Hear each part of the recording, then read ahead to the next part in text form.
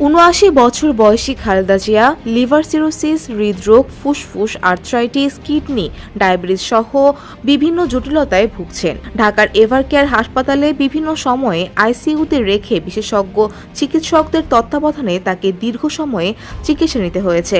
শোনা যাচ্ছে, উন্নত চিকিৎসার জন্য ডিসেম্বরের মাঝামাঝিতে বিদেশে যেতে পারেন বিএনপি চেয়ারপারসন খালেদা জিয়া। পবিত্র ওমরা পালনের পর প্রথমে যুক্তরাজ্যের লন্ডনে এবং পরে যুক্তরাষ্ট্রে যাওয়ার কথা রয়েছে তার। এজন্য নেওয়া হচ্ছে যাবতীয় প্রস্তুতি। এরই অংশ হিসেবে গতকাল ঢাকায় মার্কিন দূতাবাসে গিয়ে বায়োমেট্রিক ফিঙ্গারপ্রিন্টও দিয়েছেন তিনি।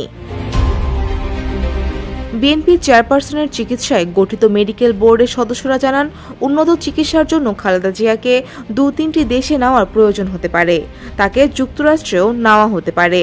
সেই জন্য প্রয়োজনে প্রস্তুতি নেওয়া হচ্ছে।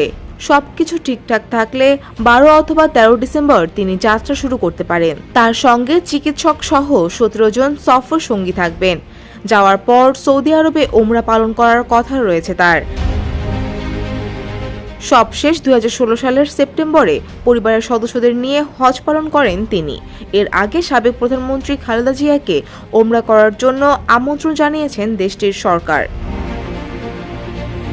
বুধবার দুপুরে গুলশানের বাসা ফেরোজা থেকে পাজেরো জিপে যুক্তরাষ্ট্রের দূতাবাসে প্রবেশ করেন খালেদা জিয়া।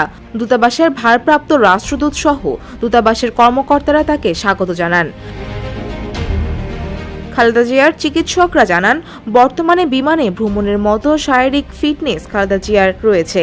তবে ঝুঁকি এড়াতে তার সফরে ৬ জন চিকিৎসক থাকবেন।